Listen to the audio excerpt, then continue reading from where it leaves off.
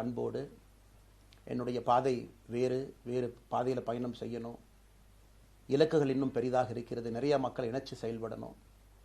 ஒரு புதிய அரசியலை, அடிப்படை கட்டமைப்பை மாற்றக்கூடிய அரசியலை உருவாக்க வேண்டும் என்கின்ற ஒரு எண்ணத்தோடு இன்னைக்கு ரொம்ப பண்போடு சொல்லிவிட்டு அதே இயக்கத்திலிருந்து வெளியே வருகின்றேன். இது தமிழர் பண்புன்னு கூட வச்சுக்கலாம். வெளியே சென்றாலும் கூட மரியாதையோடு சொல்லிவிட்டு செல்வது நம்முடைய பண்பு என்பதுதான் எனக்கும் இலக்கணமாக இருந்திருக்கிறது. இன்றிலிருந்து நம்முடைய ஒரு புதிய பாதை, ஒரு புதிய இயக்கம், ஒரு புதிய பொலிட்டிக்கல் மூமெண்ட், அடிப்படையிலிருந்து ஒரு புதிய பரிமாணத்தோடு பார்வையோடு பார்க்கக்கூடிய ஒரு விதத்தில் தான் நம்முடைய மூமெண்ட்டை நம்ம ஆரம்பிக்கணும். நீங்கள் எல்லோரும் சேர்ந்து இணைஞ்சு அதை ஆரம்பிக்கணும் அப்படிங்கிறது என்னுடைய பெரிய ஆசைங்க. அதற்கு முன்பு சில விஷயத்தை சொல்லணும். என்னுடைய அரசியல் பாதை என்பது ரொம்ப வளைஞ்சு நெளிஞ்சு இங்கே உங்கள் முன்னாடி நின்றுட்டு இருக்கேன். இது ஈஸி பாத் கிடையாது. ஒரு கிராமத்தில் பிறந்து ஒரு சாதாரண குடும்பத்தில், விவசாய குடும்பத்திலிருந்து ஒரு காமன் மேன் அரசியலுக்கு வர்றதே நம்ம ஊரில் நம்ம ஒதுங்கிக்குவோம், வரமாட்டோம். பட் அதே போல் என்னுடைய பாதையும் கூட 2009 கேப்டன் விஜயகாந்த் அவர்களுடைய கட்சியில் தேமுதிகவில் ஐஎம் லக்னோவில் படிக்கும் பொழுது ஒரு இன்டர்ன்ஷிப்பாக 3 மாத காலம் ஆரம்பித்து, அதன் பிறகு 10 ஆண்டு காலம் கழித்து பாரதிய ஜனதா கட்சியில் ஆரம்பித்து 6 ஆண்டுகள் பாரதிய ஜனதா கட்சியிலிருந்து இன்னைக்கு தனித்துவமாக நம்முடைய இயக்கத்தை மக்கள் முன்னாடி வைக்கணும். உங்கள் முன்னாடி வைக்கிறேன். 25 வயசில் எனக்கு அந்த இன்டர்ன்ஷிப் திரு விஜயகாந்த் அவங்ககிட்ட செய்யறக்கு ஒரு பெரிய பாக்கியம். அன்னைக்கு அரசியல்னா என்னன்னே தெரியாமல் ஒரு புதிய அரசியலை தமிழகத்தில் கொண்டு வர முடியுமான்னு யோசித்த தருணம்.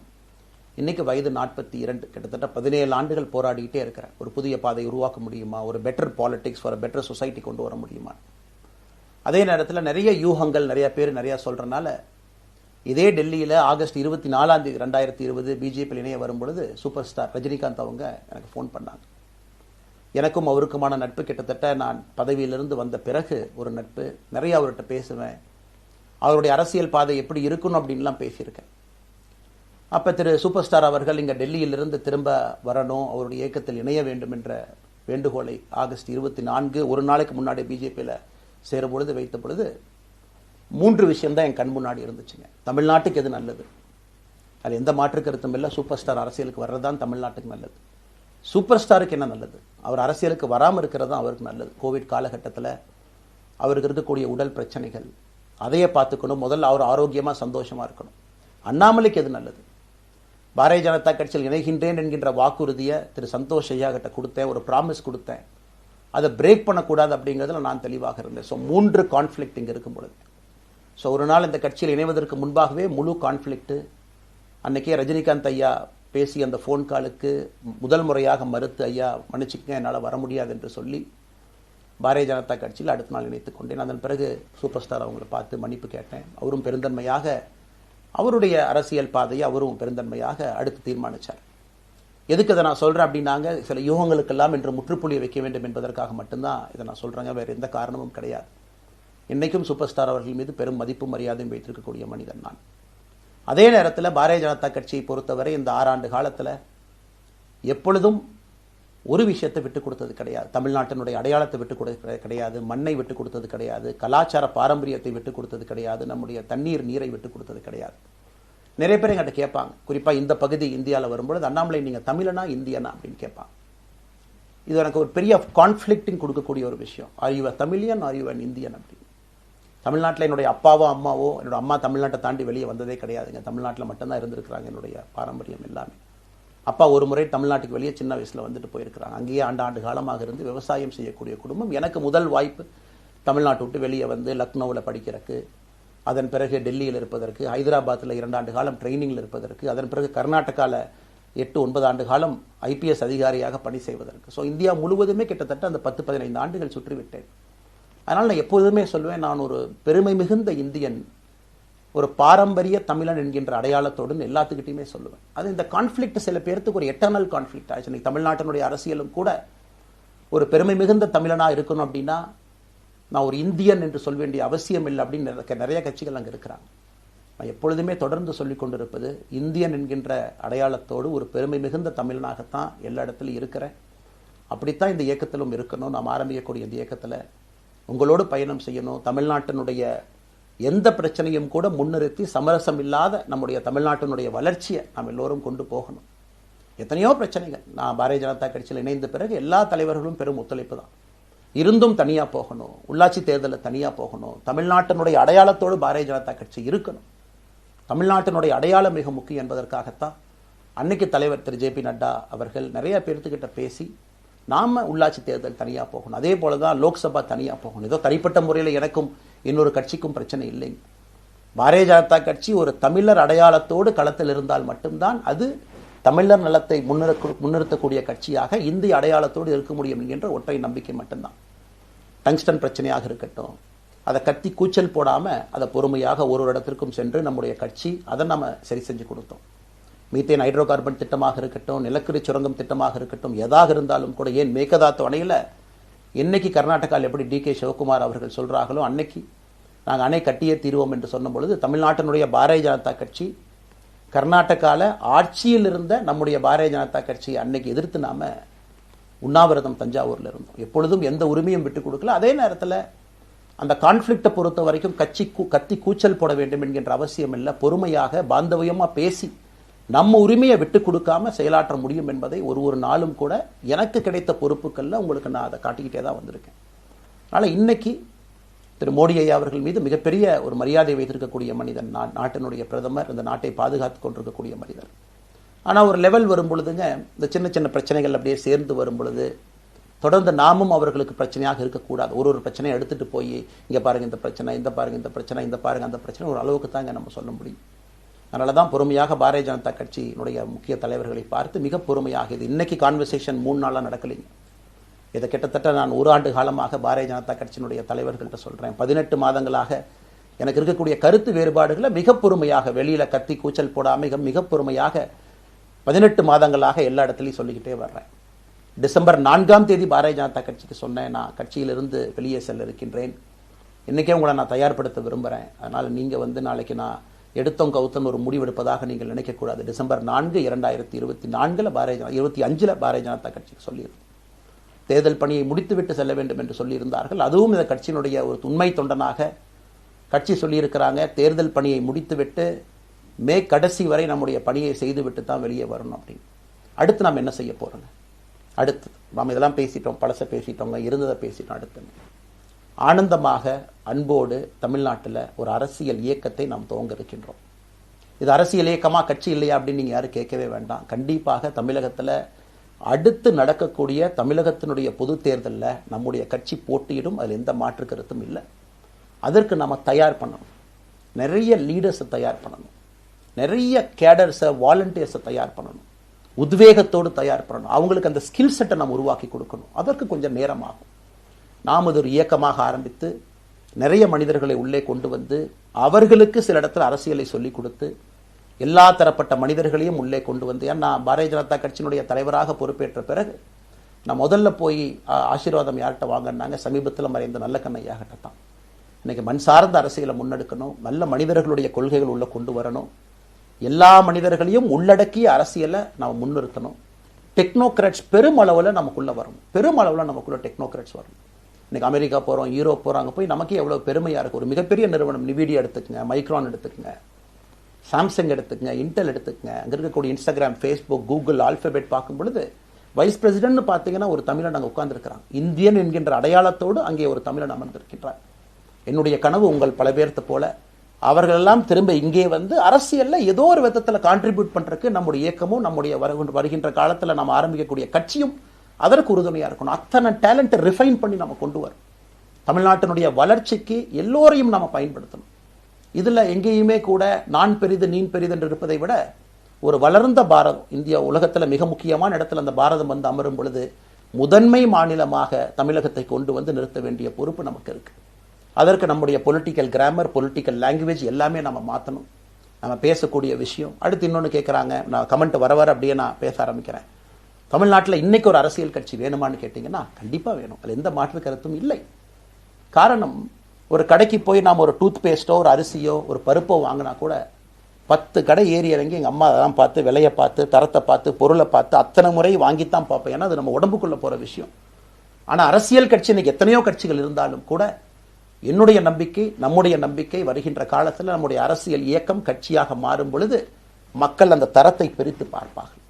தலைவர்கள் எப்படிப்பட்டவர்கள்? நாம எல்லோருமே காமன் மேன் பொலிட்டீஷியன்ஸ், பக்கத்து வீட்டுக்காரங்க மாதிரி தான் மக்கள் நம்மளை பார்க்க போறாங்க. தூரத்திலிருந்து நாம் கை காட்டப் போவது கிடையாது. ஏன்னா நாம் யாரும் அப்படிப்பட்ட குடும்பத்திலிருந்து வரவில்லை, அப்படிப்பட்ட வளர்ப்பு நமக்கு இல்லை, நாம் யாரும் அப்படி இல்லை, தமிழனுடைய கலாச்சாரமும் பண்பாடும் இல்லை. அதெல்லாம் கூட நம்முடைய அரசியல்ல முதல் நாள்ல இருந்து கல்ட் பாலிடிக்ஸ்லேருந்து நம்ம வெளியே வரணும். அரசியல் மாற்றம்னு சொல்றாங்க, ஆனால் அதே கல்ட் பாலிடிக்ஸ். நாம் அதில் இருக்க போறது இல்லை. கல்ட் பாலிடிக்ஸ்லேருந்து வெளியே. அண்ணாமலை என்ன பிறந்த நாளா 10 பேர் கொண்டாடணுமா? அதனால தான் நம்ம பிறந்த நாள் அன்னைக்கு எதுவுமே நம்ம செய்யலை. என்னுடைய பிறந்தநாள் என்பது உங்கள் பிறந்தநாளை போல ஒரு நாள். நான் அரசியல் வருவதை என் பிறந்தநாளை எப்பவுமே கொண்டாடினது கிடையாது. அரசியல் வந்ததுக்காக சில பேர் போஸ்ட் அடிச்சு ஒட்டுறா. அந்த கலாச்சாரத்தையும் உடைக்க வேண்டும் என்பதற்காகத்தான் நேற்று நாம் எதுவுமே பேசலைங்க, இன்னைக்கு நம்ம பேசுறோம். இந்த கல்ட் பாலிடிக்ஸ்ல இருந்து வெளியே வரணும். ஒரு காமன் மேன் பாலிடிக்ஸை முன்னிறுத்தணும். சமரசம் இல்லாத கொள்கை இருக்கக்கூடிய இயக்கமாக அது கட்சியாக முன்னாடி வரணும். அவ்வளவு குவாலிட்டியான லீடர்ஸை நம்ம பில்ட் பண்ணணும். ஒரு முதலமைச்சர் தமிழகத்தை மாற்ற முடியுமான்னு கேட்டீங்கன்னா கண்டிப்பா முடியாது. முதலமைச்சர் இருக்கக்கூடிய 35 கேபினெட் அமைச்சர்கள் மாற்ற முடியுமான்னு கேட்டா கண்டிப்பா முடியாது. 234 சட்டமன்ற உறுப்பினர்கள் மாற்ற முடியுமான்னு கேட்டா முடியாது. 39 பாராளுமன்ற உறுப்பினர்கள் மாற்ற முடியுமான்னு கேட்டீங்கன்னா முடியாதுங்க. அவர்களோடு உள்ளாட்சி பிரதிநிதிகளாக இருக்கக்கூடிய கிட்டத்தட்ட 30,000க்கும் மேற்பட்ட பிரதிநிதிகள், பஞ்சாயத்து தலைவரிலிருந்து ஆரம்பித்து கவுன்சிலரிலிருந்து ஒரு கார்பரேஷன் கவுன்சிலரிலிருந்து மேயரிலிருந்து, நம்முடைய நோக்கம் எல்லா இடத்துலையும் கிளீன் பாலிடிக்ஸ் கொண்டு வரும், எல்லா இடத்துலையும் கிளீன் கவர்னன்ஸ் கொண்டு வரும், எல்லா இடத்துலையும் ஹானஸ்ட், எஃபிஷியன்ட், கேபபிள், வேலையை செய்து முடிக்கக்கூடிய திறன் படைத்த தலைவர்கள் அங்கே கொண்டு வந்து வைக்கணும். அதே நேரத்தில் பாலிடிக்ஸ் என்பது ஒரு ஃபேமிலிக்கு மட்டுமல்ல, தொடர்ந்து நாம மட்டும் இருப்போம் அப்படி இல்லைங்க. நம்ம இயக்கம் கட்சியாக மாறும் பொழுது உங்கள்கிட்டலாம் பேசி நம்ம டேர்ம் லிமிட் கொண்டு வரோம். நாம் ஒரு வித்தியாசமான கட்சினா எல்லோருக்கும் வாய்ப்பு கொடுக்கணும். 140 கோடி மக்கள் வசிக்கக்கூடிய அந்த நாட்டில், தமிழகத்தில் கிட்டத்தட்ட 8 கோடி பேர்த்துக்கு நாம் இருக்கோம். 5.5 கோடிக்கு மேற்பட்ட வாக்காளர்கள் இருக்கும் பொழுது எல்லோரையும் அரசியலுக்கு வாய்ப்பு கொடுக்கணும். டேர்ம் லிமிட் கொண்டு வரணும். எத்தனை முறை எம்எல்ஏவாக இருக்கணும், எத்தனை முறை எம்பியா இருக்கணும், எல்லோருக்கும் அது பொருந்தும், எனக்கும் அது உட்பட. The permanent leaders, permanent MLAs, permanent ministers, permanent MPs, அதை நம்ம உடைக்க போறோம். அது எந்த மாற்று கருத்தும் இல்லை. அது என்னை ஆரம்பித்து முதல் மனிதனாக இந்த இயக்கத்தில் இணைத்துக் கொண்டிருக்கக்கூடிய என்னை, ஒரு சாதாரண ஒரு மனிதராக என்னை ஏற்றுக் கொண்டிருக்கக்கூடிய ஒரு காமன் மேன் என்னை ஆரம்பித்து எல்லோருக்கும் இது பொருந்தும். இதை நாம இந்த இயக்கம் கட்சியாக மாறுகின்ற முதல் நாள்ல நம்ம சொல்ல போறோம். No chair is permanent for anybody. அதில் நம்ம ரொம்ப தெளிவாக இருக்கின்றோம். புதியவர்கள் வரணும், வந்துகிட்டே இருக்கணும். It should flow like a water. New ideas வரணும், அந்த ஸ்ட்ரீம் போய்கிட்டே இருக்கணும். நம்மை தாண்டி இந்த இயக்கம் நிற்கணும். This movement should stand beyond us, not in name but in purpose and pursuit of excellence. இதெல்லாம் ஏதோ அண்ணாமலை அப்படிங்கிற பேர் கிடையாதுங்க. அதனால தான் ரொம்ப யோசிச்சு நாம கொண்டு வந்திருக்கோம். www.vetheleader.org அப்படிங்கிற அமைப்பு ஏற்கனவே 2020 நாங்கள் எல்லாம் சேர்ந்து ஆரம்பித்த அமைப்பு. நான் பேசி முடிச்சோன்னா அந்த லிங்க் உங்களுக்கு லைவா வந்துடும். vetheleader.org நீங்க உங்களை வாலண்டியரா இன்னைக்கு பொலிட்டிக்கல் ஒரு மூவ்மெண்ட்ல உங்களை நீங்க நினைச்சுக்கணும். நாம எல்லோரும் ஒன்று சேர்ந்து பேசுவோம். அதனாலதான் இன்னைக்கு கோயம்புத்தூர்ல இன்னொரு அறிவிப்பும் கூட கொடுக்கணும். எல்லாத்தையும் டைரக்டா எப்படி நம்ம பாலிடிக்ஸ்குள்ள கொண்டு வர போறோம். APJ Abdul Kalam centre for ethics and politics, APJ Abdul Kalam ஐயாவுடைய பேரில் கோயம்புத்தூர்ல வீத லீடர்ஸ்க்கு கீழே நாம பாலிடிக்ஸ்ல எத்திக்ஸ்க்காக ஒரு சென்டர் ஆரம்பித்து வருகின்றவங்க எல்லாமே இதுக்குள்ள ட்ரெயின் ஆகி தான் வெளியே வருவாங்க. உள்ளாட்சி தேர்தலில் நிற்கிறாங்க, they will get trained, come and stand in local body election. MLA election நிற்கிறாங்க, they will get trained, they will come and stand in election. அவங்க எங்க நின்னாலும் கூட ஒரு ப்ராசஸ்ல நாம் அவங்கள ட்ரெயின் பண்ணி, அவங்கள ஷேப் பண்ணி, ஒரு கம்யூனிட்டியினுடைய நீட்ஸ் அண்டர்ஸ்டாண்ட் பண்ணி அரசியல் செய்யக்கூடிய மனிதர்களாக நாம் அவங்கள கொண்டு வர போறோம். நாம் யாருக்கும் போட்டி கிடையாது. ஆளுங்கட்சி இருக்கு, நிறைய எதிர்கட்சி இருக்கு, எல்லோரும் இருக்கட்டும், சந்தோஷமா இருக்கட்டும், அவங்கவுங்க கொள்கையை சொல்லட்டும். நம்முடைய கொள்கையும் வருகின்ற காலத்துல நம்ம எல்லோரும் இணைஞ்சு நம்ம கொள்கையை சொல்ல போறோம். இன்னைக்கு நான் ஏபிஜே அப்துல் கலாம் ஐயா அப்படிங்கிற பேரை உங்க முன்னாடி சொன்னதுக்கான காரணம் என்னன்னா, அவரை நான் மாணவனா பார்த்திருக்கிறேங்க, ஐபிஎஸ் அதிகாரியா பார்த்திருக்கிறேன், கேள்விகள் கேட்டிருக்கேன், லைவா அவர் பேசினதை கேட்டிருக்கேன். அவர் சொன்ன அத்தனை கான்செப்ட் இன்னைக்கு நமக்கு எப்ப பொருந்தோம், இன்னைக்கு பொருந்தும். எப்பவோ சொன்னார் விஷன் 2020, எப்ப சொன்னாருங்க? 2020. நம்ம 2020 2000 சொன்னார். நாம அந்த கோல் போஸ்ட் அப்படியே மாத்திட்டோம். அது மட்டும் இல்லை, அன்னைக்கு சொன்னாரு கிராமப்புறத்திலிருந்து நகரத்துக்கு யாரும் போகக்கூடாதுன்னா புறா providing urban amenities and rural areas, கிராமப்புறத்தில் அவ்வளவு ஃபெசிலிட்டியை கொண்டு வரணும். அது எல்லாம் கூட இன்னைக்கு யாருக்கு பொருந்ததோ இல்லையோ நம்முடைய சமுதாயத்துக்கு பொருந்தும். அவ்வளவு விஷயங்கள் சொல்லியிருக்கக்கூடிய ஏபிஜே அப்துல் கலாம் ஐயா நமக்கு மிக முக்கியமானவர். அவருடைய கருத்தியல் நமக்கு மிக மிக முக்கியமானது. ஒரு தேசிய மனிதராக, பெருமை மிகுந்த தமிழனாக வாழ்ந்து மறைந்திருக்கக்கூடிய ஒரு அற்புதமான மனிதர். நிறைய நம்முடைய தலைவர்கள் இருக்காங்க. அத்தனை கொள்கைகளும் வேண்டும்.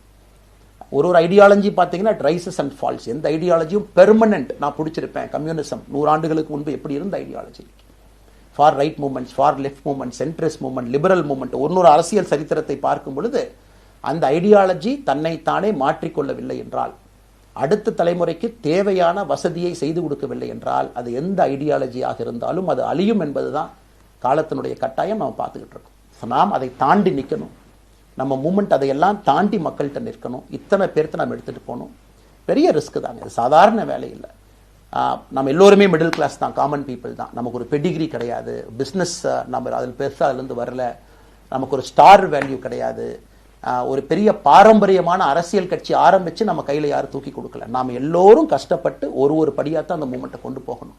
அதனால் என்னோடு வர நினைக்கக்கூடிய எல்லோருக்கும் என்னுடைய அன்பு வேண்டுகோள், கொஞ்சம் பொறுமை, கொஞ்சம் நிதானம். ஏன்னா ஒரு செங்கல் எடுத்து வைக்கும் பொழுது அது ஐடியலிசத்தோடு வைக்கிறோம், நேர்மையோடு வைக்கிறோம். தமிழகத்திற்கு ஒரு மாற்றத்தை கொடுக்க வேண்டும் என்கின்ற நோக்கத்தில் அந்த செங்கலை வைக்கும் பொழுது அந்த செங்கலுக்கு கியூரிங் ஆகிற ஒரு டைம் வேணும். அந்த செங்கல் பிடிமானத்தோடு நிற்கணும். அதன் பிறகுதான் அந்த பில்டிங் நிற்கும். இல்லாட்ட அடிக்கக்கூடிய புயல் காட்டுக்கு சாயக்கூடிய பில்டிங்கை நம்ம கட்ட போகிறது இல்லைங்க. அதனால் எல்லோருக்கும் நிறைய பேர் மெசேஜ் போடுறீங்க, மாற்றுக் கட்சியில் இருக்க உடனே கிளம்பி வரட்டுமான். எல்லோரும் சந்தோஷம். wethereader.org எல்லோரும் இணைஞ்சு இயக்கமாக அது விரைவில் சரியான நேரத்தில் நாம் அந்த மசில், ஜிம்முக்கு போனால் கூட நேரடியாக 50 கிலோ தூக்க முடியாதுங்க, 10 கிலோலேருந்து 50 கிலோக்கு போவோம். நாம் அந்த மசிலை பில்டு பண்ணி அந்த மெட்டில் ஃபைபரை நம்முடைய தோழர்களுக்கு நம்ம பில்டு பண்ண உடனே அது பொலிட்டிக்கல் பார்ட்டியாக அது மாறும். அதுவரை பொறுமை பொறுமை பொறுமை. அவசரமாக ஒரு வெயிட்டை தூக்கி முதுகு பிடிச்சி கால் பிடிக்கிறத விட சரியாக ஒரு திசையிலும் அதை கொண்டு போய் இதை பக்காவான முறையில் நம்ம அதை செய்வோம். ஆனால் இன்றிலிருந்து நம்முடைய wethereader.org அதில் மூமெண்ட் நம்ம ஆரம்பிக்கிறோம். கோயம்புத்தூரில் ஏபிஜே அப்துல் கலாம் ஐயாவோட பேரில் centre for ethics and politics அதை உருவாக்குறோம். உள்ளாட்சி தேர்தலுக்கு நிறைய மனிதர்களை இங்கிருந்து நம்ம அனுப்புகிறோம். அவங்க உள்ளாட்சி பிரதிநிதிகளாக வர்றாங்க. குட் பாலிட்டிக்ஸை நம்ம சொல்லிக்கிட்டே வர்றோம். அதனால தான் நான் அடிக்கடி சொல்லுவாங்க, நாம மாறுவோம், மாற்றம் தானாக நடக்கும். ஸோ அதனால தான் நம்முடைய இந்த மூமெண்ட்டினுடைய கொள்கையே மாறுவோம் மாற்றுவோம். Let us also change to bring change. இந்த ரெண்டையும் செய்வோம். யாரு மீதும் வன்மம் கிடையாது. அதே நேரத்தில் நம்முடைய சமூக வலைதளத்தில் இருக்கக்கூடியவங்க நான் வாரியர்ஸ்னு சொல்லிங்க, you are the change agents. என்னை பொறுத்தவரை ஒரு மாற்றத்தை கொடுக்கக்கூடியவங்க நீங்கள். சண்டை களத்தில் சண்டை போடுறது நம்ம வேலை இல்லைங்க, மாற்றத்தை கொடுக்கக்கூடியது நம்முடைய வேலை. கடந்து வந்த பாதையை திரும்பி பார்க்கும் பொழுது கொஞ்சம் சந்தோஷத்தோடு, அதே நேரத்தில் யாரெல்லாம் கைப்பிடிச்சு இவ்வளோ தூரம் கூட்டிகிட்டு வந்தாங்களோ அவர்களுக்கு நன்றி உணர்வோடு, நம்ம முன்னாடி செல்லக்கூடிய பாதை இதுவரை வந்த பாதையிலிருந்து கொஞ்சம் மாறுபட்டு இருந்தாலும் நம்முடைய அனுபவத்தை வைத்து அதற்காக யாரையும் திட்டி தீர்க்கணும்னு அவசியம் இல்லை. சமூக வலைதளத்தில் நாம் ரொம்ப ரெஸ்பான்சிபிளாக இருப்போம். தமிழ்நாட்டில் இன்றைக்கி இருக்கக்கூடிய பிரச்சனை, என்ன கமெண்ட் வேணாலும் யார் வேணாலும் போடலாம், பேசலாம், மைக்கே முன்னாடி இருக்குது, நான் பேசிட்டு போயிடுவேன்னு நினைக்கிறீங்க. பாதிக்கப்படுறவங்க பின்னாடி ஒரு குடும்பம் இருக்குது, குட்டி இருக்குது, குழந்தை இருக்குது, அவங்களுக்கும் ஒரு தனி அடையாளம் இருக்குது. அது என் சைட்லேருந்து தெரியாமல் ஏதாவது தவறு நடந்திருந்தாலும் கூட, என்னை ஆதரித்து செய்பவர்கள் ஏதாவது தவறு செய்திருந்தாலும் கூட அதற்காக இந்த நேரத்தில் நான் மன்னிப்பும் கேட்டுக்கிறேன். இப்போ இருந்து நம்முடைய பாதை, முன்னாடி செல்லக்கூடிய பாதை என்பது மக்களுக்கான பாதை, ஒரு பாசிட்டிவான பாத். காமன் மேன் பாலிட்டிக்ஸை நம்ம பில்ட் பண்ணுறோம். ஃபவுண்டேஷனோடு மேலே வரப்போகிறோம். தமிழ்நாட்டை எல்லா இடத்திலும் கூட கீழிருந்து மேலே வரை அந்த மாற்றத்தை கொண்டு வர போகிறோம். அதனால தான் நான் இன்ஸ்டாகிராம் லைவ்ல வந்தேன். ஒரு புதிய தலைமுறையை நம்ம அரசியலுக்குள்ள கொண்டு வரணும். அவங்களை ஒதுக்கி வைக்க முடியாது. ஏன் அப்படி ஓட்டு போடுறாங்க, ஏன் அப்படி ஓட்டு போடுறாங்க கேட்க முடியாது. They are hungry for change. மாற்றம் வேண்டும் என்று துடித்துக் கொண்டிருக்கின்றார்கள். உடனே நடக்கணும். யூரோப்பியன் கண்ட்ரி போகிறாங்க, டூர் பார்க்குறாங்க, சோஷியல் மீடியாவில் பார்க்குறாங்க. தமிழ்நாட்டில் ஏன் நாளைக்கு காலையில் நடக்கலைங்க? அதே நேரத்தில் நம்முடைய பெரியவர்கள் எத்தனையோ பேர் நான் பார்க்குறேன். வயசான நம்முடைய பெரியவர்கள் நடந்து போகிறது கூட இன்னைக்கு ஒரு பார்க் நமக்கு கிடையாது. சாயந்தரம் ஆனந்தமாக இத்தனை காலமாக உழைத்து விட்டு வீட்டில் இருக்கிறாங்க. ஓய்வெடுக்கக்கூடிய நேரத்தில் கூட ஒரு கிரீன் ஸ்பேஸ் அர்பன் ஏரியாவில் கிடையாது, ரூரல் ஏரியாவில் கிடையாது. இத்தனை 60 ஆண்டு காலம் இந்த நாட்டில் வாழ்ந்தும் கூட கடைசி 20 ஆண்டுகள் நிம்மதியாக இருப்பதற்கான கட்டமைப்பை நம்ம உருவாக்கல. ஸோ எல்லாத்தையும் நம்ம யோசிக்கணும். ஒரு பக்கம் ஜென்சி, ஜென் ஆல்ஃபா யூத் இருக்காங்க, அந்த வேகத்துக்கு தீனி போகணும். இன்னொரு பக்கம் வயதான பெரியவர்கள், முதிர்ச்சி அடைந்தவர்கள், பக்குவப்பட்டவர்கள் இருக்கிறாங்க. அவங்களுடைய கடைசி காலத்தை பக்குவமாக வாழ்வதற்கான வசதியை நாம் ஏற்படுத்தி கொடுக்கணும். அதனால் ரொம்ப நேரம் நான் பேசிக்கிட்டே போலிங்க. அதனால் நிச்சயமாக வருகின்ற காலத்தில் நிறைய பேசுவோம், நிறைய விஷயங்களை நாம் பேசுவோம், நிறைய விஷயங்களை பகிர்ந்து கொள்வோம். அதனால் நிச்சயமாக நமக்கு நல்லது நடக்கும். இன்னொரு கேள்வி கேட்டிருக்கீங்க, ஏன்னா நான் பேச அது அப்படியே மேலே வந்துட்டு இருக்கேன். எனக்கு இது புதுசுங்க, அப்படியே நானும் மேனேஜ் பண்ணி பேசிகிட்டு இருக்கேன். உங்களுக்கும் பிரதமருக்கும் இருக்கக்கூடிய முடிவு, நம்முடைய பிரதமர் மோடி அவர்கள் நம்முடைய பிரதமர், அந்த கௌரவம் இருக்கும். ஆனால் பாரதிய ஜனதா கட்சியிலிருந்து ஒரு விஷயத்தை நம்ம டிஸ்அக்ரி பண்ணுறோன்னா கம்பீரமாக ஸ்ட்ரெயிட்டாக நம்ம டிஸ்அக்ரி பண்ணுவோம். 3 மொழி கொள்கை சமீபத்தில் கொண்டு வந்திருக்கக்கூடிய டைம் டேபிளில் மாற்றம். 2029 தான் 9ஆம் கிளாஸ் பசங்க 3வது மொழியை படிச்சிருக்கூடாது, 2020 மாற்றிய பொழுது நான் குரல் கொடுத்தேன். அதில் எந்த மாற்று கருத்தும் இல்லை. நாம் அப்போஸ் பண்றதுக்காக யாரையும் அப்போஸ் பண்ண மாட்டாங்க. எதிர்ப்பதற்காக நம்முடைய அரசியல் கிடையாது.